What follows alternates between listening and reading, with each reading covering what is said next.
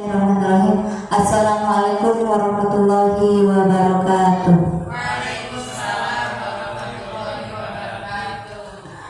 Yang kami hormati Ibu Kepala Sekolah SD Negeri Bojanal 3 beserta teman Dewan Guru SD Negeri Bojanal 3. Yang kami hormati Bapak Dede SPD TGP Angkatan 9 Kabupaten Cilacap. Pertama-tama marilah kita panjatkan puji syukur kehadirat Allah Subhanahu wa Ta'ala yang telah memberikan rahmat dan hidayahnya kepada kita semua, sehingga pada hari ini, hari Sabtu tanggal 28 Oktober 2023, kita dapat bertemu dalam ruangan ini di acara diseminasi budaya positif. Salawat serta salam senantiasa kita curahkan kepada junjungan kita Nabi Agung Nabi Muhammad SAW. Semoga kelak kita mendapatkan syafaatnya di yaumul qiyamah nanti. Allahumma amin ya rabbal alamin. Sebelum kegiatan dimulai, perkenalkan saya Isma Mulyani sebagai moderator dalam kegiatan acara hari ini. Dan untuk susunan acaranya, yang pertama adalah sambutan dari Kepala Sekolah SD Negeri Bojanal 3 Ibu Rudiati Saadah SPDSD, dan penyampaian materi diseminasi budaya positif oleh Bapak Dede SPD CGP Angkatan 9 Kabupaten Cilacap. Untuk mempersingkat waktu kita, mari kita buka dulu acara hari ini dengan membaca basmalah bersama-sama. Bismillahirrahmanirrahim.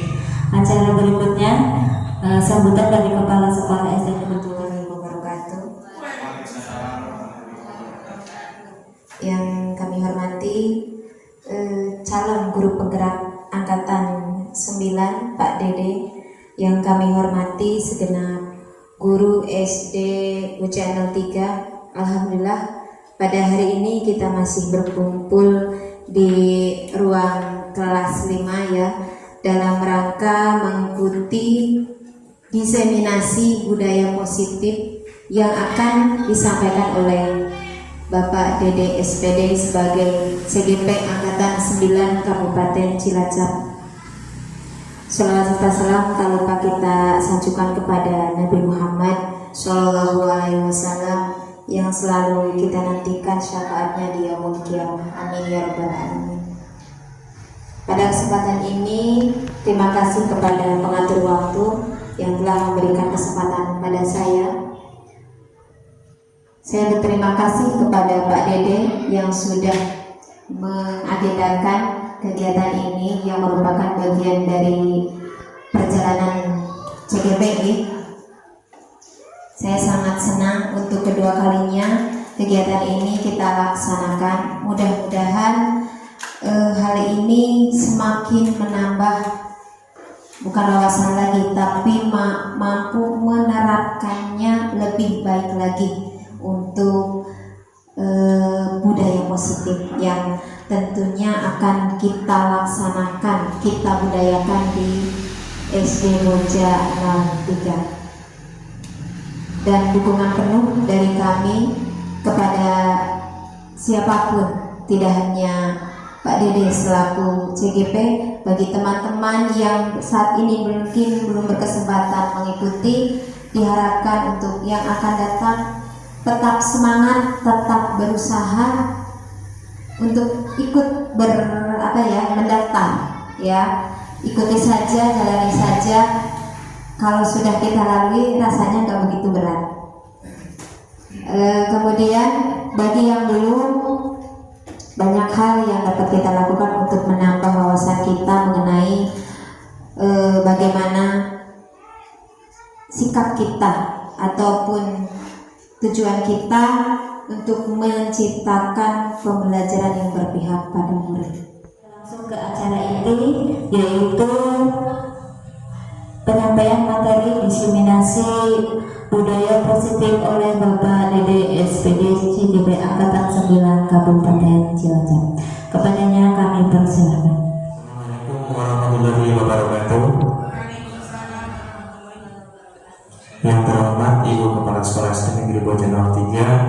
yang saya hormati rekan-rekan guru SD Negeri Bojan 03 serta Bapak Ibu semuanya yang hadir dalam diseminasi budaya positif Sejahtera Angkatan 9 Kabupaten Cilacap.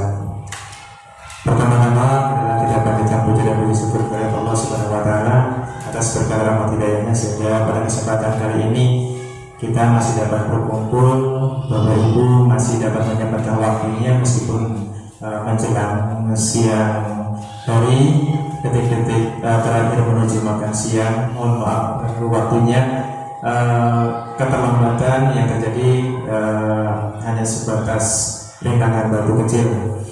Baik Bapak Ibu, izinkan saya di sini sebagai CGT Angkatan 9 atau calon guru penggerak Angkatan 9 akan menyampaikan atau memaparkan hasil pengalaman saya selama pendidikan guru penggerak, yaitu di modul 1.4, di mana poin pentingnya itu adalah materi tentang budaya positif. Nanti di sini saya sebatas transfer ilmu, bukan bermaksud untuk menggurui, karena Bapak Ibu guru SD Negeri Bojan 3 tahu bahwa angkatan sebelumnya, angkatan 7, yaitu Bu Isma dengan Bu Kepala Sekolah juga merupakan lulusan pendidikan guru penggerak, dan beliau pastinya lebih paham, lebih mengerti, lebih memahami terkait dengan budaya positif. Saya di sini hanya sifatnya menyampaikan apa yang saya bisa pahami. Ketika nanti pada saat penyampaian ada yang mungkin sulit untuk dipahami oleh Bapak Ibu, mohon dimaklum karena keterbatasan dan mungkin karena pemahaman saya yang belum maksimal. Tentunya dukungan dari Bapak Ibu semuanya yang ada di sini merupakan satu motivasi bagi saya untuk bisa melaksanakan sampai pada tahapan ini, karena ini merupakan satu kegiatan akhir dari modul 1.4, yaitu aksi nyatanya diseminasi budaya positif. Baik, selanjutnya Bu. Nah, Bapak Ibu yang saya hormati ada di ruangan ini, mohon maaf sekali, di awal nanti kita akan mencoba menjawab beberapa pernyataan question ya. Mohon maaf bahasa Inggris ini bahasanya orang sana, tapi kita terangkan aja deh buat pembelajaran kita. Apakah ada beberapa pernyataan di sini? Apakah Anda setuju dengan pernyataan ini? Baik, dari yang pertama misalnya, hukuman dapat mendisiplinkan anak. Apakah Bapak Ibu semuanya setuju atau tidak? Baik, ini tidak ada salah benarnya Bapak Ibu. Nanti akan kita bahas lebih lanjut. Di awal kita mungkin menjawab iya, setuju, boleh, tidak masalah. Tidak pun tidak masalah, hanya sebatas pemahaman awal kita untuk nanti memperdalam materi tentang budaya positif. Baik, saya ulangi lagi, hukuman dapat mendisiplinkan anak, setuju apa tidak? Ibu Isma menyampaikan tidak setuju. Pak Saryun gimana? Tidak. Oke. Pak Isma setuju? Bagus. Mister? Oke, setuju. Bu Maun? Tidak. Bu Ella? Tidak setuju. Oke, beragam jawabannya. Menarik, nanti akan kita bahas lebih lanjut. Kenapa ada yang menjawab setuju dan tidak setuju? Pasti punya alasan tersendiri terkait dengan permasalahan yang dipahami oleh masing-masing kita. Saya pun sendiri di awal hukuman dapat mendisiplinkan, awal pemahaman saya itu adalah setuju. Tapi setelah ini nanti kita akan coba apakah kita masih tetap dalam posisi setuju atau tidak setuju. Baik, yang kedua, pemberian hukuman dengan hal positif seperti membaca atau membersihkan halaman sekolah dapat meningkatkan disiplin anak. Setuju apa tidak? Setuju. Oke, Pak Ega setuju, Pak Krisma? Setuju. Pak Saryun? Gak apa-apa, di sini gak ada jawaban salah benar. Yang penting jawab aja. Tidak. Oke, ini calon angkatan 10 ya Pak ya. Nah, siap, mantap. Pokoknya saya mendukung dengan sepenuh hati. Bu Maun, gimana Bu Maun? Tidak. Bu Ella tidak. Bu Isma? Situasional. Oke, iya, saya rasa juga seperti itu. Hebat ya. Baik, terkadang memang itu jadi dilema buat kita. Ketika anak itu ramai, ketika anak itu tidak mengerjakan tugas, maka kita dengan secara spontan berdiri, kamu di sana. baca sekian halaman, baca halaman sekian karena kamu tidak mengerjakan tugas. Itu wajar yang sudah kita alami. Tapi apakah nanti akan berdampak baik atau buruk terhadap kepribadian anak atau perkembangan anak, nanti akan kita bahas. Yang ketiga, memberi penghargaan dapat meningkatkan motivasi belajar anak. Setuju atau tidak? Setuju. Pak Sarion? Oke, mantap sekali semuanya. Soalnya Luisma gimana? Setuju. Oke, setuju. Baik. Tadi saya lihat Pak Guru Sarion memberikan satu hadiah buat anak yang kalau misalkan menang catur dikasih 10.000. Berarti itu bentuknya penghargaan ya, dalam bentuk uang. Oke, berarti anak nanti termotivasi ingin menang. Iya, baik. Kalau yang kalah dapat apa? Semangat, bagus. Apakah nanti berdampak bagus juga? Kita lihat. Baik, Bu Isma, lanjutkan. Nah, topik pembahasan kali ini yang pertama adalah disiplin positif dan nilai-nilai kebajikan universal. Universal berarti secara umum keseluruhan yang ada di seluruh dunia tentunya. Yang kedua adalah teori motivasi, hukuman dan penghargaan serta restitusi. 3, keyakinan kelas. Yang keempat, kebutuhan dasar manusia dan dunia berkualitas. Yang kelima, restitusi atau 5 posisi kontrol guru. Yang keenam, restitusi atau segitiga restitusi penerapannya. Ini adalah 6 poin penting yang nanti kita akan bahas. Sekarang jam 11 kurang 10 menit. Jam 11.30 harus selesai ya. Siap? Berarti kalau misalkan sekarang poinnya 6, 1 poin berapa menit? Oke, hitung 5 menitan ya. Luar biasa. Cepat banget. Baik, Bu Iman, langsung. Mudah-mudahan dengan waktu yang terbatas kita menjadi orang yang cerdas ya. Amin. Disiplin positif dan nilai-nilai kebajikan universal. Ini nanti yang akan menjadi poin pembahasan yang pertama. Lanjut. Oke, di sini ada sebuah ilustrasi. Itu bukan kapalnya itu nantang belut ya Pak. Beda lagi. Kalau nantang belut, ya semangat. Baik. Coba sekarang kita ilustrasikan, Bapak Ibu. Perubahan paradigma pembelajaran yang selama ini kita terapkan terhadap anak, apakah sudah sesuai dengan tujuan pembelajaran yang ada atau belum? Sekarang kita perhatikan gambar kepala tangan ini. Instruksinya seperti ini. Ada A dan B, Anda dan teman Anda, berarti berpasangan ya. Silakan berpasangan, yang gabungnya sendiri aja. Baik. Berpasangan. Berarti Pak Risma nanti dengan Pak Mereka, Pak Muhammad dengan Bu Ella, Pak Sarin dengan saya. Baik. Saya minta Bapak Ibu menuliskan satu kata yang sifatnya sangat rahasia. Kata atau kalimat yang sangat rahasia. Kalau rahasia saya boleh tahu ya? Rahasia sangat pokoknya. Bebas. Mau rahasia pribadi, rahasia pekerjaan, rahasia ilahi ya. Baik. Bu Isma, mau ikutan ya? Enggak? Boleh ikutan. Benar. Ya, tulis satu kata. Tuliskan benda atau sesuatu yang sangat berharga. Berharga banget atau rahasia dalam diri Anda semuanya. Yang sangat rahasia. Misalkan saya punya mata satu misalnya. Atau saya punya rahasia saya suka jajan misalnya. Silakan jangan kasih tahu ke siapapun. Apa saja. Nulis satu nama benda boleh. Nama orang boleh. Nama apapun boleh. Ya. Ya, apa saja? Jangan kasih tahu temannya. Kalau dikasih tahu nanti gugur permainannya. Jangan ada yang dikasih tahu. Ganti. Pokoknya siapapun di sini orang itu tidak boleh ada yang tahu sebelum kita mengikuti arahan. Sudah? Baik. Jangan terlalu lama. Satu kata aja. Nama benda boleh, nama hewan, nama orang, nama boleh, atau nama orang yang paling disayangi atau apapun, dulunya silakan. Sudah? Pak Guru, mohon maaf ya. Saya hitung 1 sampai 3. 1, 3, selesai. Baik, silakan. Instruksi yang berikutnya adalah letakkan kertas itu. Silakan dipegang, dilipat baik-baik, dipegang dengan genggaman Bapak Ibu sekuat tenaga dengan posisi tangan seperti ini. Ya, kepal, baik. Tadi yang berpasangan Pak Risma dengan Pak Eka, kemudian Bu Ella dengan Bu Mauma, Pak Salim dengan saya boleh atau dengan Bu Risma ya. Nah, coba ini teman Anda B akan mencoba dengan sekuat tenaga dengan berbagai cara untuk meminta Anda memberikan benda tersebut. B bisa membujuk, mengancam, menghardik, melayu, menyuap atau apa saja deh yang membuat kepala tangan Anda. Yuk, kira-kira apa yang terjadi? Silakan. Rahasia loh, ini sifatnya rahasia. Siapapun tidak boleh. Yuk, boleh. Boleh saya buka? Boleh nggak? Boleh saya ambil? Ya terserah. Terserah.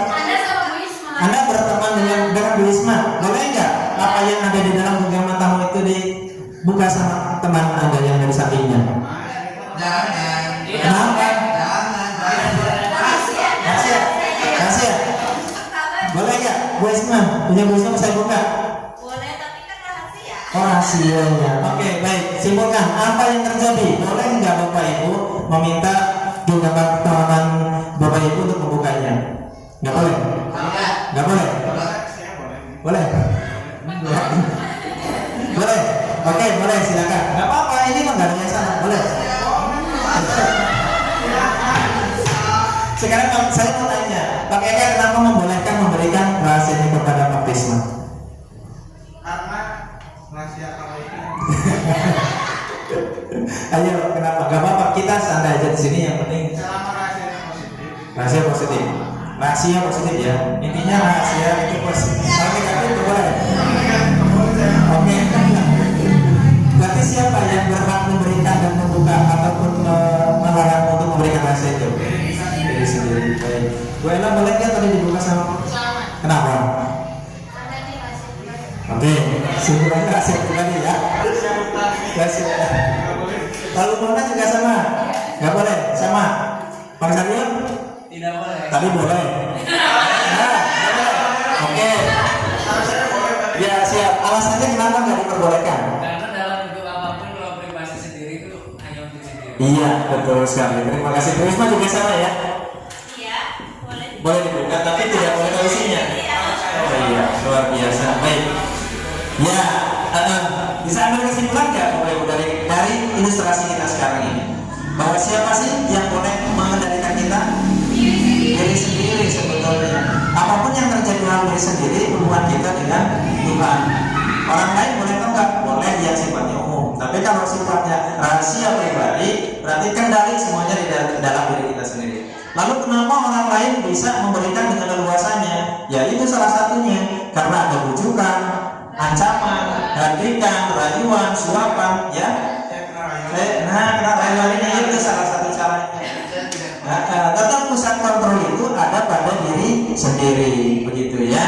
Baik, lanjut, Wisma. Nah, ini adalah perubahan paradigma dari teori kontrol. Mohon maaf ya, jangan dipelesetkan. Ilusi kontrol, ilusi berarti hayalan. Hayalan. Bagaimana ilusi guru mengontrol seorang murid? Kemudian ilusi bahwa kritik dapat membuat orang merasa bersalah, dapat menguatkan karakter. Berikutnya, ilusi bahwa semua penguatan positif efektif dan bermanfaat. Kemudian ilusi bahwa orang dewasa memiliki hak untuk memaksa. Nah, ini adalah paradigma yang selama berat sebetulnya mengontrol murid dan seterusnya, menguasai seluruh yang ada di dalam kelas ini. Itu ilusi kita yang paling awal. Kemudian kita memahami bahwa sebuah kritikan dan akan membuat orang merasa bersalah dan menguatkan karakter. Itu ilusi, berarti hayalan, gitu ya. Terus kemudian ilusi yang lain lagi adalah penguatan positif yang efektif dapat bermanfaat. Tadi yang disampaikan juga. Kalau yang positif mah boleh. Negatifnya gimana? Padahal hidup itu harus seimbang ya. Antara hidup dan mati. Kemudian hitam dan putih. Kalau putih semuanya, karena warna hitamnya kurang manis ya. Kopi aja seperti itu, gak ada gulanya gak enak ya. Nah, jadi ini adalah sebuah paradigma teori kontrol yang merupakan ilusi kontrol. Kita beranggapan bahwa kita itu memiliki kendali terhadap orang lain, padahal seluruhnya kendali itu ada dalam diri kita sendiri yang menguasai diri. Lanjutnya. Nah, perubahan paradigma stimulus respon ke teori kontrol. Siapa sih sesungguhnya yang memiliki kontrol? Kalau pada stimulus respon, ini tabelnya yang sebelah kiri, itu kita mencoba mengubah orang agar berpandangan sama dengan kita, mau ikut dengan kita, mau mengikuti perintah kita. Itu adalah stimulus respon. Kalau kamu ikut ke saya, nanti saya kasih uang. Kalau kamu mau makan, saya kasih minum misalnya, ya. Kalau kamu nanti menang, saya kasih hadiah. Berarti ada stimulus respon, gitu ya. Perbedaannya dengan teori kontrol, itu kita berusaha memahami pandangan orang lain tentang dunia. Jadi perbedaannya ini ada istilah kolaborasi dari kedua belah pihak. Tidak istilahnya sebagai yang satu itu menjadi dominan, yang satu hanya sebagai pengikutnya. Tapi kalau teori kontrol, kedua-duanya itu terlibat dalam kegiatan itu. Ya, jadi tidak merasa dipaksa, tidak merasa harus ikut dengan aturan-aturan yang ada, melainkan atas kesadaran diri sendiri. Gitu. Kemudian stimulus respon, perilaku buruk dilihat sebagai satu kesalahan. Yang buruk berarti sebuah kesalahan, yang negatif berarti sesuatu hal yang buruk. Kalau teori kontrol beda, semua perilaku memiliki tujuan. Anak nakal, anak berkelahi, anak mencaci temannya, pasti dia punya tujuan. Kita di sini yang ada di ruang kelas ini, duduk di sini, yang jelas saya harap tidak berdasarkan pada teori stimulus respon, tapi atas dasar kesadaran sendiri.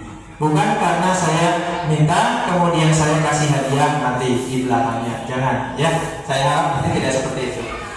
Nah, semua perilaku memiliki tujuan jelas. Anak berbuat baik pasti punya tujuan. Anak berbuat nakal pasti punya tujuan. Ada alasan-alasan. Nah, hal ini yang perlu kita gali, kita ketahui. Gitu. Karena pribadi kita melakukan sesuatu berarti punya alasan. Saya nggak mau makan, kenapa alasannya? Sakit perut, tidak lapar, makanannya nggak enak, keasinan, kemanisan, gitu ya, kepahitan. Itu punya alasan. Tapi kadang kita memaksakan. Contoh ke anak, pagi-pagi suruh makan nggak mau, dipaksa sampai dengan anak itu nangis untuk tidak mau makan. Padahal tanpa disadari kita tidak tahu dengan kondisi anak, mungkin saja anak memiliki kondisi yang kurang sehat. Itu yang perlu kita perhatikan. Selanjutnya, kalau stimulus respon, orang lain bisa mengontrol saya. Contoh, tadi kalau Pak Eka dengan Pak Tisman, boleh nggak hasilnya dikasih? Sama Pak Tisman boleh. Kenapa? Karena Pak Tisman yang memiliki kontrol terhadap Pak Eka. Dengan rayuannya dikasih es krim, terus kemudian dikasih makan, dikasih minum, dikasih. Itu adalah stimulus respon. Kemudian kalau teori kontrol, hanya Anda yang bisa mengontrol diri Anda. Seperti tadi yang kita lakukan dalam ilustrasi menggenggam sebuah rahasia. Siapa yang boleh melihat, siapa yang boleh membuka diri atau menutup diri adalah kita sendiri yang mengatur. Kemudian stimulus respon adalah saya bisa mengontrol orang lain tadi, sama seperti yang di atas, karena kita bisa mengontrol orang lain atau orang lain yang mengontrol diri kita. Di dalam teori kontrol, Anda tidak bisa mengontrol orang lain karena mereka memiliki kehendak dan kemauan sendiri. Kemudian, kalau dalam stimulus respon, pemaksaan ada pada saat bujukan gagal. Ini yang paling berbahaya sebetulnya. Menggadai, awas, misalkan kayak gitu ya. Nah, kalau nggak mau, nanti kamu mendapat uang saku ke anak misalnya. Kalau kamu nggak mau makan, besok nggak dikasih uang jajan. Seperti itu. Kalau kamu nggak mau diam di rumah, besok nggak diajak ke LB dan seterusnya. Bapak Ibu mungkin pernah mengalami hal demikian, dan saya pun sering, bukan hanya pernah, sering. Dan ini sebuah pemahaman yang menurut saya perlu adanya perubahan pola pikir kita supaya menjadi orang yang baik. Berikutnya, kalau teori kontrol, kolaborasi dan konsensus menciptakan pilihan-pilihan baru. Nah, ini kolaborasi dengan adanya satu sama lain saling mendengar pendapat, tahu tujuan masing-masing, timbul kolaborasi, maka nanti akan timbul sebuah ide baru ataupun gagasan baru yang bisa disepakati secara bersama. Itu. Kemudian model berpikir menang kalah kalau stimulus respon. Kamu yang kasih berarti kamu yang kalah, saya yang menang. Itu seperti itu. Kemudian teori kontrol, model berpikir menang-menangkan. Pokoknya ini pribadi saya yang menguasai, bukan kamu yang menguasai. Kalau teori kontrol seperti itu. Selanjutnya, nah, apa makna disiplin? Ini yang sering dikaitkan dengan kata disiplin terhadap aturan. Terkadang disiplin itu adalah sebuah hukuman. Kita harus taat dengan aturan yang sudah ada yang harus kita patuhi karena sifatnya disiplin adalah mematuhi sebuah aturan. Tapi di sini kita lihat kata disiplin berasal dari kata bahasa Latin namanya disiplina. Nah, disiplina. Berarti kalau bahasa Indonesia hampir mirip ya, disiplina. Bahasa Jawa ya, bahasa Jawa. Disiplina, madama gitu ya. Nah, seperti itu. Yang artinya belajar. Sebetulnya belajar kata disiplin itu. Setahu saya sampai saat ini kata disiplin itu ya patuh, gitu ya, taat. Padahal artinya adalah belajar. Baru kali ini tahu. Ya, makanya dikasih tahu. Oke, saya disiplin, saya bisa, berarti saya mau belajar sebetulnya. Kenapa sih? Apa ya hubungannya belajar? Pasti dong. Saya mau disiplin waktu, berarti saya belajar untuk memahami kapan waktunya untuk berangkat, kapan waktunya pulang, kapan waktunya mulai, kapan waktunya selesai, gitu ya. Jadi belajar, oh iya sekarang kurang 5 menit, oh besok mah ditambahin lebih 5 menit, besok mah ditambahin lagi, misalnya kayak gitu. Jadi ada proses belajar di situ. Makna asal ini berkonotasi dengan disiplin dan diri dari murid-murid Socrates dan Plato. Nggak tahu ini orang siapa ya, yang jelas tercantum di sini. Intinya sumbernya berasal dari sini. Disiplin ini membuat orang menggali potensinya menuju sebuah tujuan apa yang dia hargai, apa yang dia patuhi, gitu ya. Kita masuk sekolah, agar di SD Negeri Boja 3 masuk pukul 7. Rutin dilakukan setiap hari berarti sudah termasuk disiplin. Tapi kadang ada berangkat jam setengah 8, berarti perlu belajar, gitu ya. Karena setiap saat yang namanya disiplin itu memang iya aturan ada untuk dipatuhi, untuk dilaksanakan. Tapi proses pembelajaran juga harus dilaksanakan karena tidak setiap waktu setiap saat kita bisa menerapkan disiplin.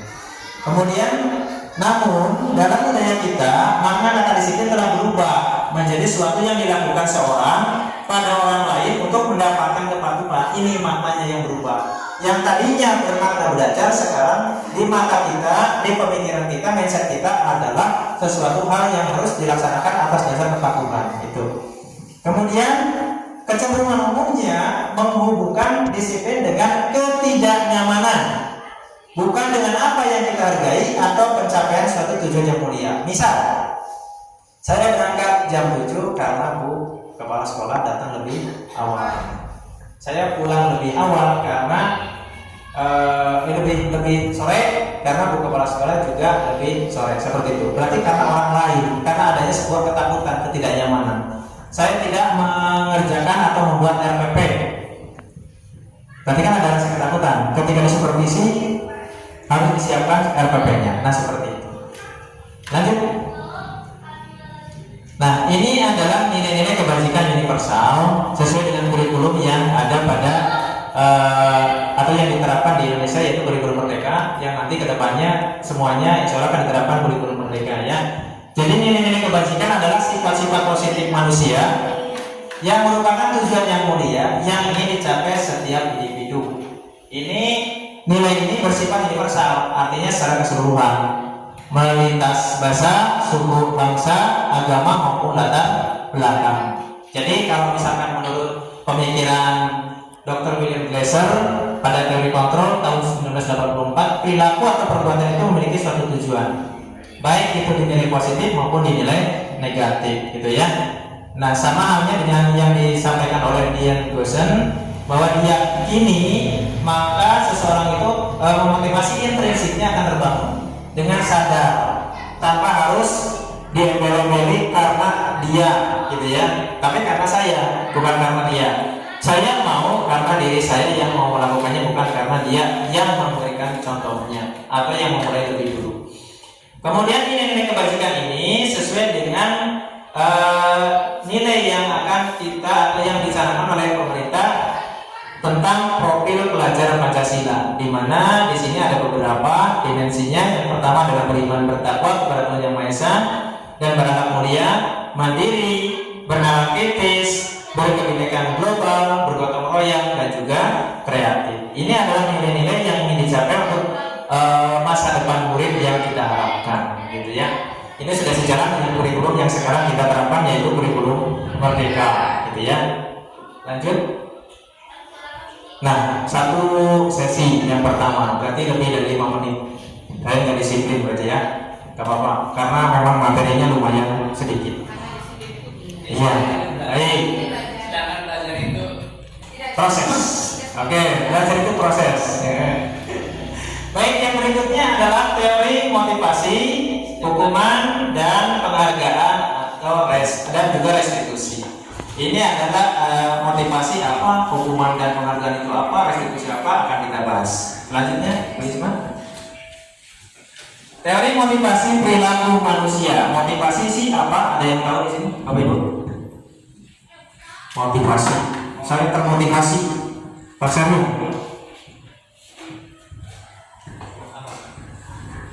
Motivasi ya Pak.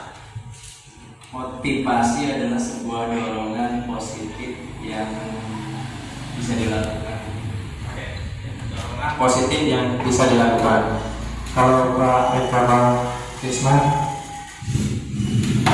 Bisa pengaruh dari luar yang sangat baik-baik. pengaruh dari luar yang baik. Pak Risma, keinginan untuk maju terus, pantang mundur. Bella, Motivasi menurut saya adalah suatu hal baik yang membuat orang lain ingin meniru. seseorang yang menjadi teladannya ya.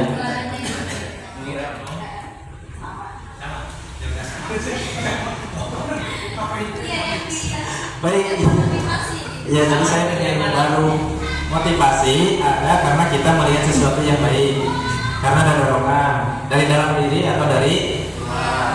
Nah, sekarang kita bahas satu persatu di sini. Yang pertama, motivasi dilakukan atas dasar untuk menghindari ketidaknyamanan atau hukuman. Apa yang akan terjadi apabila saya tidak melakukannya? Ini pertanyaannya yang ada di benak kita. Kita termotivasi berangkat sekolah, kita termotivasi untuk mengerjakan RPP, administrasi kelas dengan rapi, dengan rajin, tertata di meja, tertumpuk rapi. Apakah ini dimaksudkan untuk menghindari sebuah hukuman? Betul. Mungkin salah satunya. Oke. Lanjut yang coba keterangannya Bu, diklik. Nah, ini termasuk motivasi dari luar, eksternal. Berarti karena kita takut dengan sesuatu, takut adanya hukuman yang sifatnya disiplin, itu termasuknya adalah motivasi dari eksternal atau dari luar. Yang kedua, untuk mendapatkan imbalan dari orang lain atau institusi, apakah apa yang akan saya dapatkan apabila saya melakukannya? Ini juga termasuk motivasi eksternal. Iya. Kalau saya menang catur, saya dapat hadiah. Kalau saya ranking 1, saya dapat hadiah. Kalau saya balap motor juara 1, dapat hadiah. Seperti itu. Berarti ada motivasi dari luar. Yang ketiga, untuk menghargai diri sendiri. Pertanyaan yang ada di benak kita adalah, saya akan menjadi orang yang seperti apa bila saya melakukannya? Ini termasuk motivasi apa? Internal. Oke, coba Bu. Oh, betul sekali. Luar biasa. Tepuk tangan buat Bu. Oke ya. Motivasi internal itu adalah tujuan disiplin positif. Jadi segala sesuatu itu jangan karena orang lain. Boleh kita mencontoh orang lain, tapi atas dasar kesadaran diri sendiri, gitu ya. Intinya seperti itu. Menghargai diri sendiri itu lebih penting, gitu ya. Karena ketika kita belajar menghargai orang lain, maka diri sendiri dulu yang kita hargai. Apa yang sudah kita miliki, yang sudah kita mampu, jangan sampai kita mudah melihat orang lain dengan enaknya tanpa melihat sebuah perjuangan. Seperti status saya tadi pagi ya. Mohon maaf, itu saya berhubungan dengan ini, gitu ya. Ada di don't just sebut by discover. Oke, Bu Ella luar biasa bahasa Inggrisnya ya. Ya, artinya kita tidak boleh menilai gampang itu mah kecil dan sampai sana kita yang di sini padahal tidak tahu perjuangan dia seperti apa di belakangnya, gitu ya. Nah, lanjut.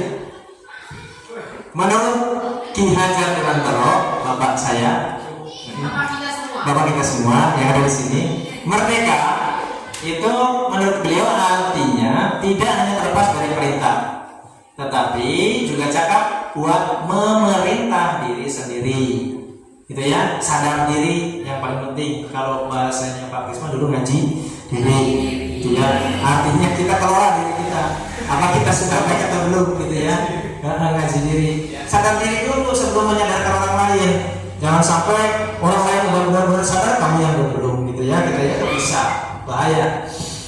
Oke, ini menurut Kiai Joko Wantono pemikirannya tentang konsepsi keteladanan sikap merdeka cetakan kelima tahun 2013 halaman 469. Ini yang menjadi sosok dalam dunia pendidikan yang saat ini kita tiru tentang pola pembelajarannya, yaitu berpihak pada murid. Lanjut. Nah ini dihukum oleh penghargaan. Tadi yang tadi dihukum oleh penghargaan. Penghargaan boleh nggak? Boleh. Dihukum? Enggak. Nanti ini ada hubungannya. Apa ya ada hubungannya? Dihukum oleh penghargaan. Dihukumnya oleh penghargaan. Coba kalimatnya gimana ini? Seperti itu ya. Berarti nanti kalau ada penghargaan sama dengan hukuman tanggal gitu. Reward berarti hukuman. Apa ya? Nanti kita cari tahu di sini. Oke. Saat kita berulang kali menjanjikan hadiah kepada anak agar berperilaku bertanggung jawab, atau kepada seorang murid agar mempelajari sesuatu yang baru, atau kepada seorang karyawan agar melakukan pekerjaan yang berkualitas, kita sedang berasumsi mereka tidak dapat melakukannya. Ini yang digarisbawahi. Atau mereka tidak akan memilih untuk melakukannya. Bisa dipahami kalimatnya? Bisa ya? Nah, oke, nanti kita hubungkan. Intinya kita di sini belajar bareng. Saya pun masih memutar otak di sini. Apa yang saya pahami benar nggak? Apa sudah salah? Intinya seperti itu. Hukuman oleh penghargaan. Penghargaan nanti adalah sebuah motivasi. Tetapi motivasi ini, penghargaan ini berdampak pada seolah-olah jadi sebuah hukuman. Karena kalau tidak dikasih, nanti anak malah cenderung. Kalau selalu dikasih, nanti anak malah tergantung. Lalu gimana caranya? Nanti kita bahas. Mudah-mudahan bisa ketemu jalan masuknya. Iya. Masuk dulu. Nanti kalau keluar nanti ada. Nah, dihukum oleh penghargaan berdasarkan penelitian hasil riset itu semula ada 5 unsur, tetapi untuk riset yang sekarang menjadi 8 unsur tanggal 3. Yang pertama memiliki pengaruh jangka pendek dan jangka panjang. Apa sih? Wis klik. Nah ini tanda panah. Oh iya. Ada. Iya nanti satu-satu. Penghargaan efektif jika kita menginginkan seorang melakukan sesuatu yang kita inginkan dalam jangka waktu yang pendek. Ini keterangannya.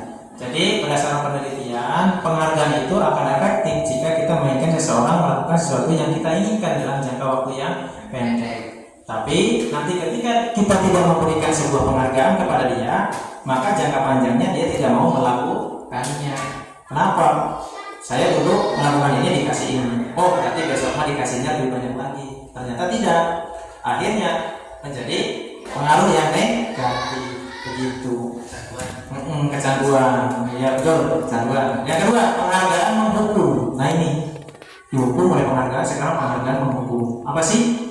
Nah, karena orang pada dasarnya tidak suka dikendalikan. Dalam jangka waktu lama, penghargaan akan terlihat sebagai hukuman, akan terlihat sebagai hukuman tanpa disadari. Ya, jadi sebetulnya kita memberikan sebuah penghargaan kepada anak baik mungkin ya, tetapi dampak jangkanya itu seolah-olah kita mengendalikan mereka untuk melakukan sesuatu hal yang kita inginkan, yang kita harapkan. Padahal anak punya kebebasan untuk memilih tujuan hidup mereka, seperti itu. Lanjut, penghargaan mengurangi ketepatan pada penelitian dilewati karena ini uraiannya adalah saya kasih tahu. Jadi ketika ada sebuah penelitian, anak yang diminta untuk membuat sebuah tulisan atau karya, gitu ya, itu akan lebih cenderung kurang ketepatannya dalam mengisi atau menguraikan sebuah jawaban dibandingkan dengan orang yang tidak berikan, anak yang tidak diberikan hadiah, seperti itu. Lanjut, penghargaan tidak efektif. Kenapa tidak efektif? Jadi suatu penghargaan ini adalah suatu benda atau peristiwa yang diinginkan, yang dibuat dengan persyaratan. Hanya jika Anda melakukan ini, maka akan mendapatkan penghargaan. Ini kita jangan sampai istilahnya gagal paham. Saya juga jangan sampai gagal paham. Artinya berarti besok kita nggak boleh ngasih penghargaan ke anak. Boleh kalau menurut saya sebatas dan sewajarnya. Yang penting itu tidak mengganggu motivasi anak terhadap belajar maupun yang lainnya. Itu situasional berarti Bu Yusya. Oke. Penghargaan. Jadi ini hanya anak kalau misalkan tadi contohnya, berarti hanya anak yang bisa catur aja yang dapat hadiah 10.000. Kalau yang bisa voli nggak bisa dong. Iya. Kalau misalkan anak itu bisa sepak bola nggak bisa dong dapat uang 10.000. Karena Pak Sarun hanya menghadiahkan uang 10.000 untuk yang bisa catur seperti itu. Nah ini kurang efektifnya menurut penelitian. Ini menurut penelitian ya. Lanjut, penghargaan merusak hubungan. Penghargaan menciptakan persaingan di dalam kelas dan persaingan menciptakan kecemasan. Kenapa cemas? Khawatir. Kalau saya kalah, saya tidak dapat uang. Kalau saya kalah, saya tidak dapat juara. Hanya juara 2. Aduh, gimana nanti saya? Nah, ada satu cemas. Gimana mengantisipasinya? Nah, ini salah satu penelitian yang dihasilkan bahwa sebuah penghargaan itu merusak sebuah hubungan emosional siswa ataupun murid. Mungkin kita juga merasakan seperti itu. Misal, pada sebuah contoh kasus kemarin supervisi, gurunya luar biasa, fakultisman luar biasa, meskipun belum. Ya. Terus Bang Eka juga biasa. Ini yang belum, masih cemas. Konsepnya mau seperti apa? Apakah nanti dinilai di dalam kelas baik? Apakah nanti saya akan direspon baik oleh murid? Itu timbul sebuah kecemasan. Ya, ketika Bu Kepala Sekolah nanti yang supervisinya paling bagus dapat piala, dapat penghargaan. Yang paling belakang udah kehabisan akal nih. Ya, udah kehabisan akal. Iya. Dari yang pertama medianya udah luar biasa, yang kedua luar biasa lagi, yang terakhir di luar biasa lagi. Iya, kalau bomnya dapat, kalau enggak artinya ketakutan yang ada kan. Oh iya benar saya. Aduh gimana ya? Gitu jadinya kayak gitu. Iya. Deg-degannya hilang akal jadi nggak waras ya, hati-hati. Iya. Berhubung saya tidak bisa dikendalikan orang lain, saya aja. Nah, bagus karena semuanya ada dalam diri sendiri. Tapi meskipun begitu, kita tetap dalam koridor yang umum. Artinya bebasnya bukan bebas sebebas-bebasnya. Merdeka itu bukan merdeka seluas-luasnya, enggak. Tetap dalam aturan yang umum, gitu ya, teratur. Lanjut. Yang berikutnya di yang 3 tadi, penghargaan menurunkan kualitas. Nah, apakah iya penerapan yang selama ini kemarin kita lakukan baik akan selalu dilaksanakan berkelanjutan? Tidak. Harusnya dia. Ya, harusnya motivasinya bukan karena pada saat ingin dinilai dengan baik, tetapi karena menjadi sebuah kebiasaan, gitu ya. Mahasiswa atau mahasiswi yang dibayar ini hasil kerja kinerjanya berhenti berkembang. Mereka yang tidak menerima bayaran terus berupaya mengasah diri menjadi lebih baik. Ini berdasarkan penelitian. Jadi ini penelitian ditulis dalam lomba menulis dalam sebuah surat kabar, gitu ya. Yang dibayar mah kinerjanya malah berhenti berkembang karena sudah stop pada nilai nominal penghargaannya. Tapi yang tidak dihargai malah terus mengasah dirinya mencapai pada titik kemampuan yang dia miliki, seperti itu. Selanjutnya, penghargaan mematikan kreativitas. Murid-murid diminta berpikir mengenai hadiah atau penghargaan yang bisa didapatkan mereka berhasil menulis sebuah puisi.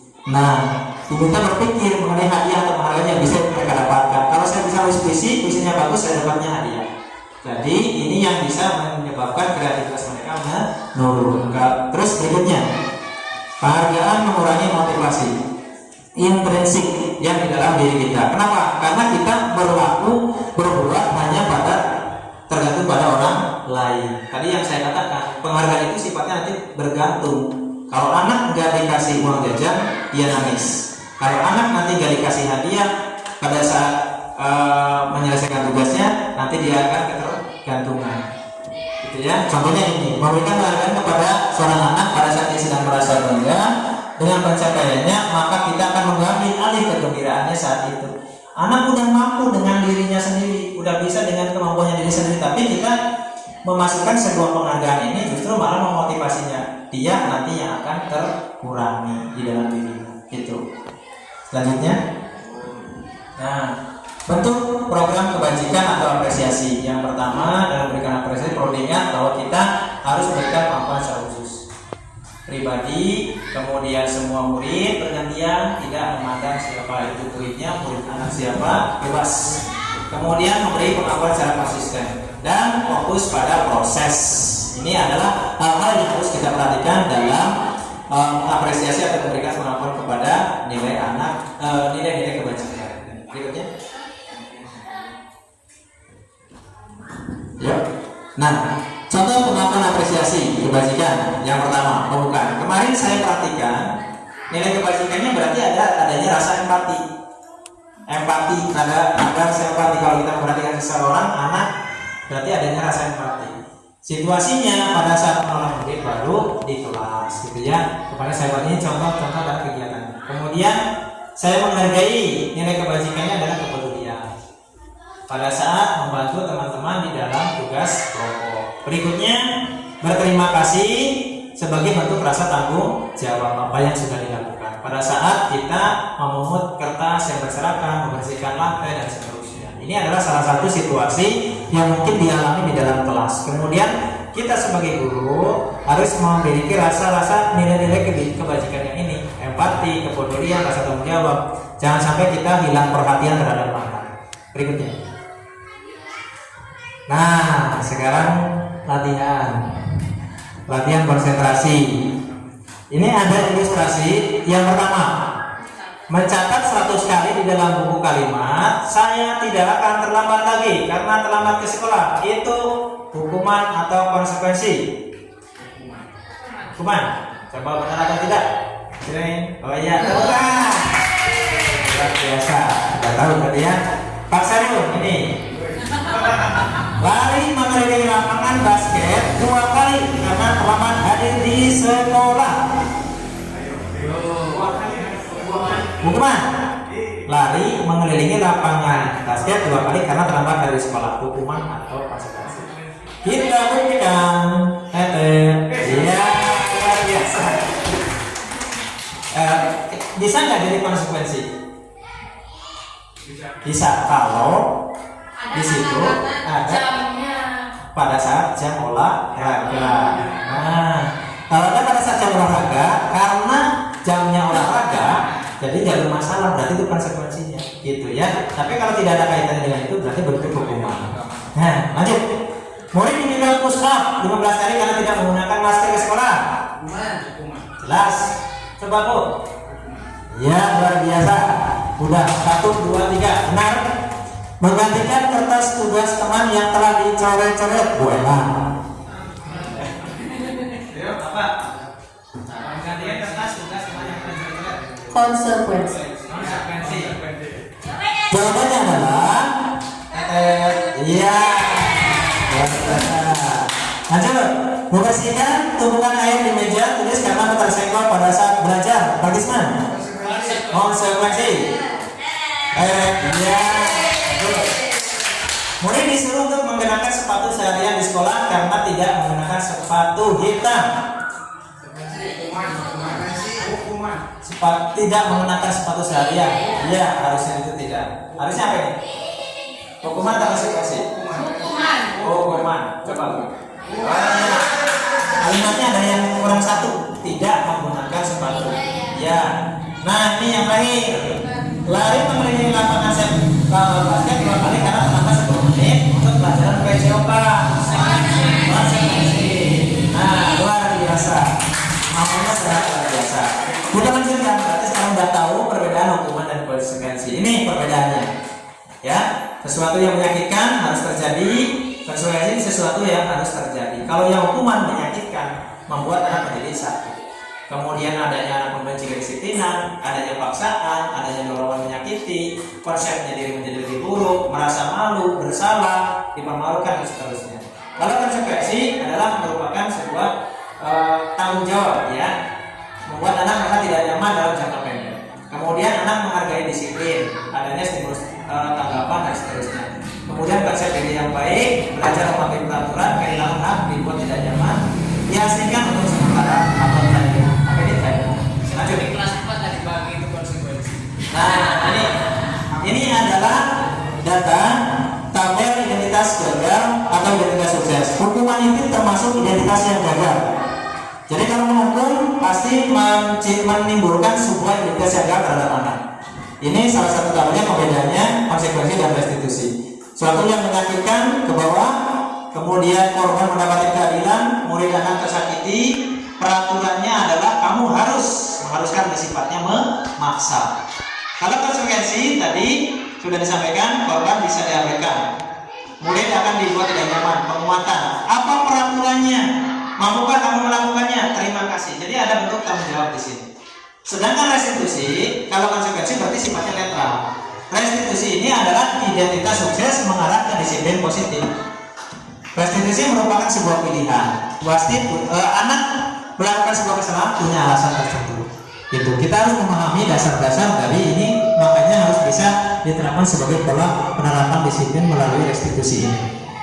Masalah nanti akan terpecahkan, kemudian korban mendapatkan ganti, mendapatkan penguatan, belajar bertanggung jawab, fokus pada pemecahan masalah, kemudian yang apa yang kamu yakini sesuai dengan keyakinan kelasnya. Jadi nanti akan kembali lagi anak itu ke kelompoknya dengan nilai-nilai yang positif, bukan lagi dengan nilai-nilai yang negatif, kegagalan yang dialami pada saat kita menerapkan hukuman gitu, ya. Terus kemudian murid atau anak menghormati dirinya dan orang lain, gitu. Mungkin ini salah satu kenapa anak kita banyak yang tidak takut dengan kita, mungkin cara kita mendidik itu yang masih belum tepat. Gitu. Selanjutnya, nah ini dikit lagi. Apa itu restitusi? Restitusi adalah proses menciptakan kondisi bagi murid untuk memperbaiki kesalahannya sehingga mereka kembali ke kelompoknya dengan karakter yang lebih kuat, lebih positif, gitu ya. Ini menerapkan proses kolaboratif sehingga mereka menemukan sebuah solusi untuk memecahkan sebuah permasalahan, sehingga mereka menjadi orang yang memiliki tujuan yang baik, tujuan yang mulia, bagaimana memperlakukan orang lain. Gitu. Selanjutnya. Ciri-cirinya ini 1 sampai dengan 9. Fokus menebus kesalahan, memperbaiki hubungan, tawaran bukan paksaan, restitusi menuntut untuk melihat ke dalam diri, mencari kebutuhan dasar yang mendasari tindakan. Kemudian restitusi adalah cara yang paling baik, fokus pada karakter bukan tindakan. Kemudian fokus pada solusi. Kemudian yang terakhir adalah mengembalikan murid yang berbuat salah pada kelompoknya. Jangan sampai ada anak salah, casto misalnya, keluar di kelas langsung menyalahkanmu, dasar mana mah casto misalnya, gara-gara kamu casto. Itu kalimat-kalimat seperti ini yang perlu kita hindari sekarang, ya, agar mereka tidak jadi lebih brutal lagi. Karena kalau kita menghardik anak seperti itu, bukannya lebih baik, malah dia akan lebih menjadi lagi. Lanjut. Nah, ini permainan esprit kita pecahkan dulu. Bapak Ibu, saya punya sebuah kotak harta karun. Kita bermain tebak-tebakan. Buatlah sebuah pertanyaan dimulai dari kayak permainan kuis itu loh. Misalnya benda, nanti saya cuma jawab iya atau tidak, mengarah ke bentuk bendanya apa, gitu ya. Misalnya Pak Saryo, bentuknya bulat, menurut saya tidak. Panjang, ya misalnya, ya siap.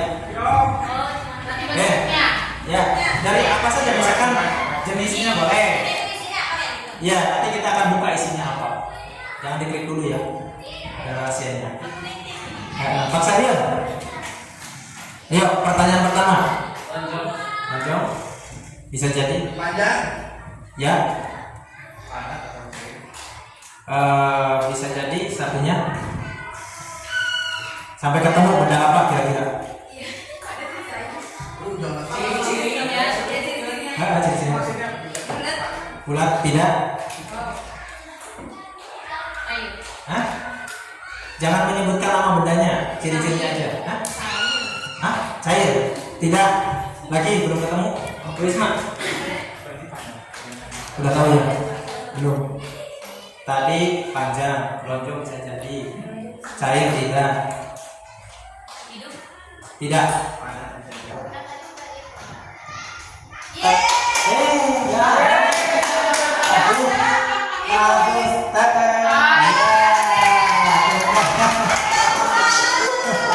Luar biasa.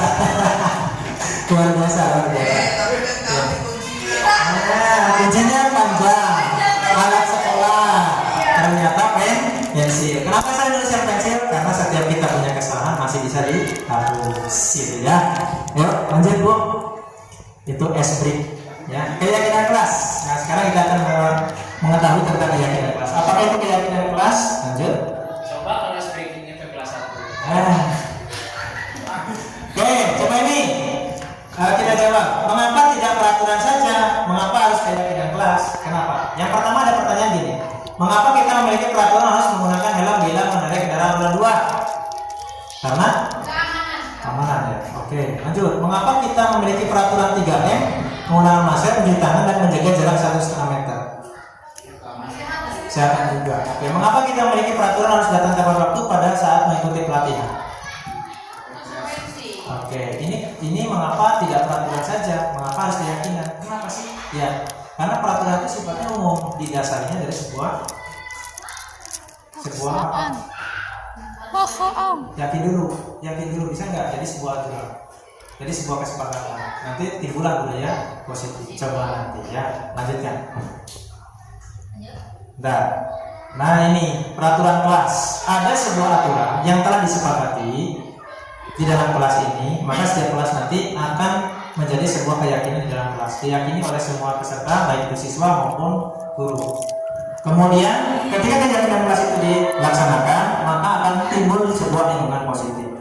Lingkungan positif di dalam kelas nanti akan berdampak pada budaya positif yang ada di lingkungan sekolah. Maka didasari pada sebuah peraturan kelas yang disepakati bersama. Dan menyusun peraturan kelas itu tidak boleh menggunakan kalimat negatif. Ya, tidak boleh menggunakan kalimat negatif. Lanjut. Nah, ini dari kedua kesepakatan kelas ini, yang mana yang merupakan keyakinan kelas? Mengapa? Ingat, keyakinan berarti bernilai pada nilai-nilai kebajikan. Ya, yang A dan yang B, yang merupakan keyakinan kelas. 1, 2, 3. A. Wisman? A atau B? B. Oke. Tadi keyakinan setelah apa? Peraturan. Setelah kesepakatan. Adanya kesepakatan, maka akan timbul sebuah keyakinan. Berarti keyakinan kelas itu yang B, yang berbackground warna kuning. Aturannya ada, kesepakatan kelasnya jelas. Datang tepat waktu, mengucapkan salam, menjaga kebersihan kelas, sekolah, berdoa sebelum sesudah kegiatan, aktif, kemudian tertib. Dari aturan yang terpampang di dalam kelas ini, maka akan timbul kesadaran untuk melaksanakan keyakinan kelas. Kami dan guru saling menyayangi. Saling menyayangi ini adalah sebuah keyakinan kelas yang merupakan nilai-nilai kebajikan. Gitu. Kemudian semangat juga sama. Kami murid yang saling peduli juga sama. Peduli, semangat, saling menyayangi ini adalah beberapa hal yang menjadi sebuah keyakinan kelas. Itu. Lanjut. Nah, ini pendalaman keyakinan kelas menggunakan tabel T dan Y. Mungkin nanti ini perlu pemahaman mendalam ya. Karena menggunakan tabel ini adalah langkah yang kita lakukan untuk menyusun sebuah keyakinan kelas. Jadi ada rasa hormat, bekerja, diterima dan dimiliki. Ini menggunakan tabel Y. Kami meyakini bahwa sangat penting untuk menghormati semua orang dan barang milik orang lain. Jadi terdengar seperti apa, terlihat seperti apa, berperilaku seperti apa. Lanjut, Bu Isma. Ini pertama, nilai kebajikan hormat. Terdengar satu orang berbicara, yuk saya bantu, kita selesaikan ini bersama. Terima, tolong ya, permisi, boleh saya pinjam, nanti saya akan kembalikan. Nah, kemudian terlihatnya apa? Berempati. Saya bantu tadi berempati. Kemudian memegang barang milik orang lain hanya dengan izinnya. Kemudian mendengarkan dengan seksama. Senantiasa berbuat baik dan berbagi. Ini adalah terlihatnya. Berperilakunya, maka apa yang kita lakukan? Tersenyum ramah, memberikan salam hormat, jabat tangan, kemudian meletakkan tangan di dada, memberikan ruang kerja, postur tubuh yang tenang. Ini adalah beberapa hal-hal yang kita perlu terapkan untuk menerapkan sebuah keyakinan kelas, satu keyakinan kelas, gitu ya. Jadi sebenarnya tahapannya banyak. Kita tidak bisa langsung menulis keyakinan kelas ini. Keyakinan kelas itu harus didasari pada kolaborasi antara guru dengan siswa. Tidak bisa kita langsung membuat aturan sendiri. Ini menggunakan tabel T, tampak seperti seperti, datang tepat waktu, tidak tampak seperti, sering hadir terlambat. Berarti ini ada kalimat positif yang berada di sebelah kanan. Ini adalah kalimat negatif, gitu ya. Tampak seperti datang tepat waktu, tidak tampak seperti sering hadir terlambat. Maknanya sama. Ya, maknanya sama, cuman porsi kalimatnya yang sebelah kiri adalah negatif. Menyapa teman dan guru setiap hari, positif. Tidak tampak seperti tak acuh kepada teman dan guru. Kemudian mengembalikan barang yang telah dipinjam dan mengucapkan terima kasih. Tidak tampak seperti tidak mengembalikan barang yang telah dipinjam dan meletakkan sembarangan. Nah, ini ada beberapa nilai-nilai yang bisa kita terapkan atau kita susun nanti di lain waktu dalam komunitas belajar di kelas kita perdalam lagi. Kemudian bekerja, tampak seperti tekun bekerja dan menyimak guru. Tidak tampak seperti tidak mendengarkan guru dan acuh tak acuh. Nilainya sama, ya maknanya.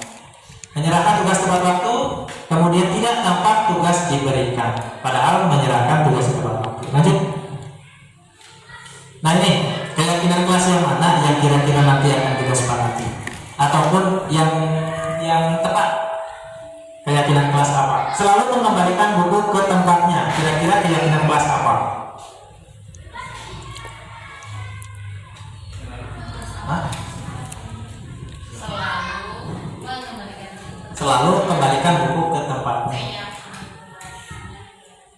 Misalnya keyakinan kelas itu kayak gini, bertanggung jawab, hormat, kayak gitu. Terus kemudian peduli, saling menyayangi, kayak gitu. Ini apa? Coba Bu Isma.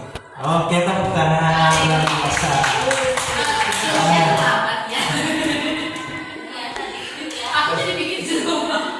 Dilarang membantu orang lain. Banyak. Ada disiplin, kemudian hormat, tanggung jawab, rasa disayangi, hormat, banyak banget. Meraba-raba aja, kita raba-raba aja. Enggak harus. Peduli. Coba menghormati orang lain. Lanjut. Ada di sekolah 15 menit sebelum pelajaran. Disiplin. Coba Bu Isma. Menghormati orang lain. Menghormati orang lain dong. Iya, kan udah buat aturan. Berarti kita menghormati yang membuat aturan. Ceritanya begitu. Lanjut. Dilarang melakukan kekerasan. Coba. Tengok. Keselamatan. Menghormati orang lain. Lanjut nih, dilarang menggunakan narkoba. Tanggung jawab. Narkoba hubungannya dengan apa? Dengan apa? Hukuman. Apa ya? Hubungannya dengan kesehatan. Coba. Ayo, lanjut. Coba. Enggak sehat. Lanjut. Bergantian atau menunggu giliran. Disiplin, yakin? Menghormati, coba Bisma. Menghormati orang lain dan bersahabat. Ini nilai keyakinannya. Lanjut, gunakan masker. Kesehatan, coba mantap sekali ya. Kesehatan, keselamatan. Lanjut, jangan berlari di kelas atau koridor. Tanggung. Praktek. Kesehatan dan keselamatan. Jangan berlari di kelas atau koridor. Keselamatan. Berarti keselamatan. Kesehatannya dihapus. Iya. Kesehatan. Nah, intinya itu ya yang diyakini oleh kita semua ya guys. Lanjut. Kebutuhan dasar manusia. Ini kebutuhan dasar manusia itu ada 5. Ya boys, lanjut. Nih, kebutuhan kita dasarnya ada 5. Dia ada 5 betul. Kasih sayang dan rasa terima, penguasaan, kebebasan, kesenangan untuk bertahan hidup. Nah, 5 kebutuhan dasar manusia ini harus bisa terpenuhi oleh kita. Iya, kasih sayang berarti rasa ingin diterima, disayangi, diperhatikan. Penguasaan ingin diakui kemampuannya, keterampilannya. Kebebasan, bebas menentukan pilihannya sendiri, ingin apa mau apa. Kesenangan berarti rasa kebutuhan kesenangannya seperti apa, gitu ya. Lanjut. Coba ini kalau dijelaskan di rumah. Luar biasa. Coba sekarang kita jawab pertanyaan ini. Masuk kemana? Ibu guru bilang, aku tidak boleh bersenandung sewaktu mengerjakan tugas. Katanya harus tenang. tidak ada suara. Padahal aku kan suka dan senang menyanyi. Kira-kira kebutuhan yang mana yang belum terpenuhi?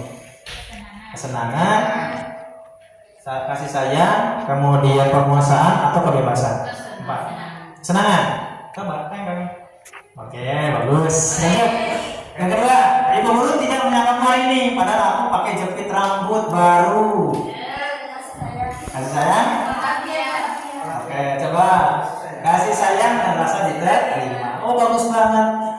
Jepit rambutnya cantik sekali, kamu pakai jepit rambut ini, gitu ya. Cantiknya. Lanjut. Aku bosan. Oh, belum ya? Oke, belajarnya cuma itu dulu aja, dengerin ibu guru aja, ya. Aku bosan, berarti dia ada kebebasannya yang belum terpenuhi. Terakhir, aku sebel. Gambarnya tidak rapi, malah ibu guru kan nunjukin ke teman-temanku dengan kelas apa ini. Aku sebel, gambarku tidak rapi, tapi ditunjukin. Apa? Ayo. Ada kesenangan, kasih sayang, kebebasan, penguasaan, yang semuanya nanti bermuara pada kebutuhan ibu. Penguasaan. Coba kita. Ya, betul, kekuasaan. Satu itu, kedua kali orang kontennya juga sama. Aku udah bisa gambar. Jadi ini gambarku ditampilkan di depan. Jadi kalau penguasaan itu memunculkan apa yang dia miliki, gitu ya. Pengen dihargai, pengen diakui. Gitu. Lanjut aja. Ini tadi masih sama. Ya, lanjut. 5 posisi kontrol. Yuk. Posisi kontrol kita. Nah ini, kita sebagai pengumpul, pembuat orang merasa bersalah, teman, pemantau atau manajer. Manakah di antara kelima posisi ini yang paling baik menurut Bapak Ibu? Manajer. Ya. Identitasnya jelas. Berhasil, sukses, berarti pada posisi manajer. Karena pada posisi ini kita menghadapkan anak dengan situasi yang mereka tahu kesalahan mereka. Mereka harus kembali kemana? Bagaimana penyelesaian permasalahannya? Jangan sampai, ya memang sekarang ini kita berada pada posisi mungkin pengumpul, membuat merasa bersalah, teman, pemantau, tapi yang paling baik adalah posisi manajer. Itu yang harus kita upayakan. Iya, jangan sampai ini ada kata-kata ibu nanti kecewa, kamu jangan kayak gitu, nanti ibu yang disalahkan. Itu membuat anak merasa bersalah, gitu ya. Teman, jangan juga kita memperlakukan murid sebagai teman, karena nanti akan bergantung pada kita. Ketika kita tidak ada di kelas, maka dia tidak mau termotivasi untuk belajar, gitu ya. Masa kamu tidak mau ingat tidak ibu pernah bantu, misalkan kayak gitu. Artinya membuat sebuah koneksi seolah-olah murid itu teman kita, gitu. Jadi anak nanti akan bergantung. Iya, kalau pemantau ini bersumber pada sebuah peraturan yang disepakati di kelas. Jadi kamu tahu kan aturannya? Nah kayak gitu. Kalau misalkan nggak berangkat kamu seperti ini, kalau nilainya jelek kamu seperti ini, itu pemantau sifat. Kalau manajer beda lagi. Manajer itu udah mencakup pada keseluruhan aspeknya. Jadi kita di sini sebagai posisinya posisi manajer, artinya bisa mencari sebuah solusi dari permasalahan yang dihadapi oleh anak. Lanjut. Nah ini pernyataan. Saya kecewa sekali dengan kamu. Siapa yang mengatakan ini? Pemantau, manajer, penghukum, kemudian teman, atau saya kecewa sama kamu atau pembuat merasa bersalah. Atau pembuat orang merasa bersalah. Saya kecewa, berarti dia merasa bersalah dengan kalimat seperti itu. Hati-hati ya. Lanjut, kamu tidak pernah benar melakukannya. Wah, benar sekali. Ayo lakukan demi ibu bapak. Teman. Nah, coba. Teman. Oke. Apakah kamu mau mendapatkan stiker bintang hari ini? Manajer. Yakin? Pemantau. Coba. Oh iya. Bagaimana kamu bisa menyelesaikan masalah ini? Manajer. Jelas question.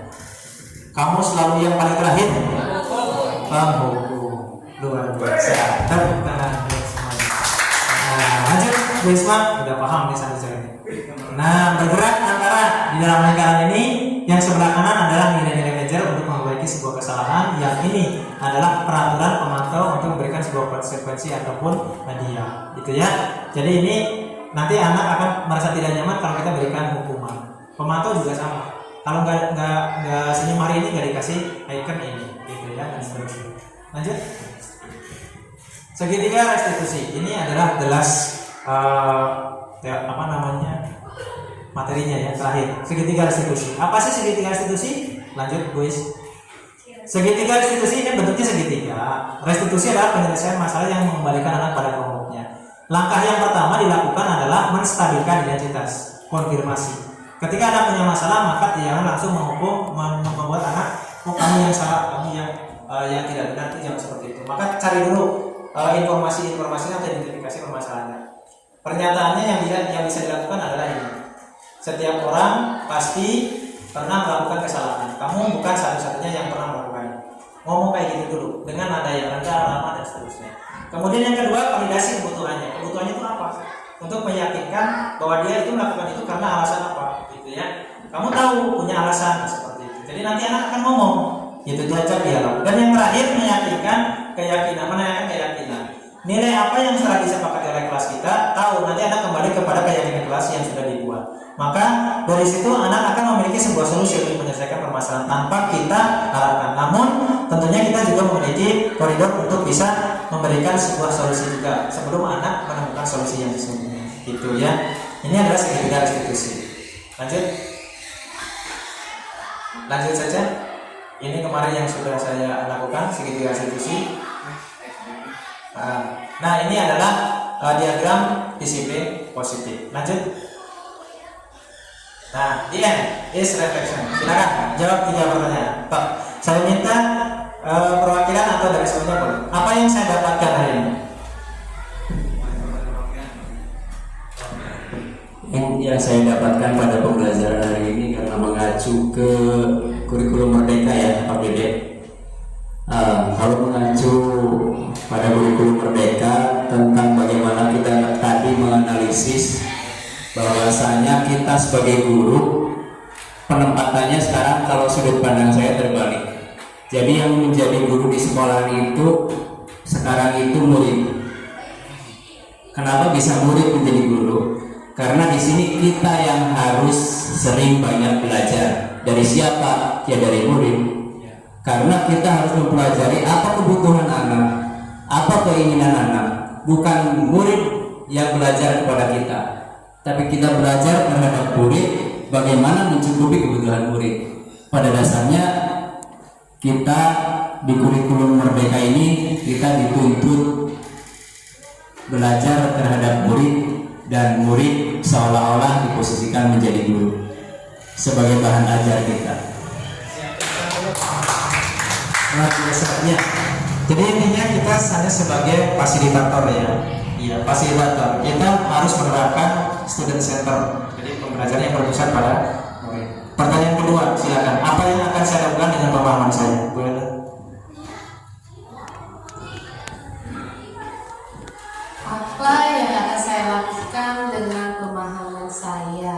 Ya, sama seperti halnya tadi Pak Sayun yang memposisikan murid yang menjadi guru. Kita harus belajar dari murid. Jadi kita harus lebih banyak tentunya pemahaman dan pengetahuan kita harus lebih banyak lagi untuk bisa membuat murid-murid itu nyaman dengan kita.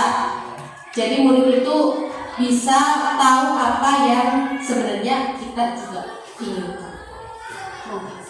Terima kasih buat pertanyaan itu. Yang ketiga terakhir, langkah strategis apa yang dapat dilakukan? Oke siapa? Atau Bu yang penting jawab.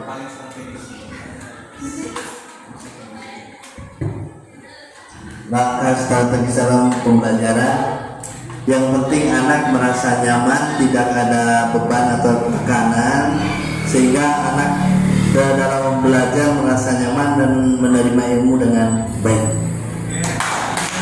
Luar biasa. Ya, bisa saya ambil kesimpulan. Yang pertama, kita jadi guru berarti harus bisa mengutamakan kebutuhan murid.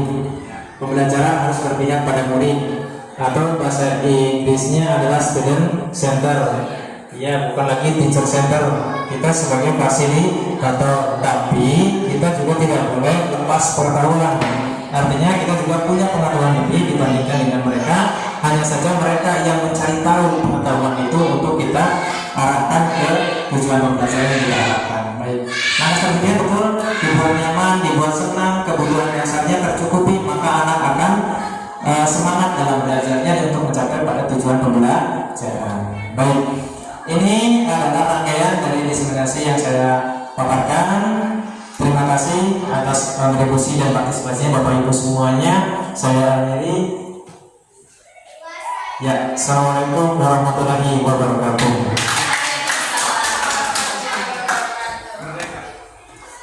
Merdeka. Terima kasih atas paparan yang telah disampaikan oleh Bapak Dede SPD selaku CGP Angkatan 9 Kabupaten Cilacap. Setelah ini belum saya tutup, boleh saya berpantun?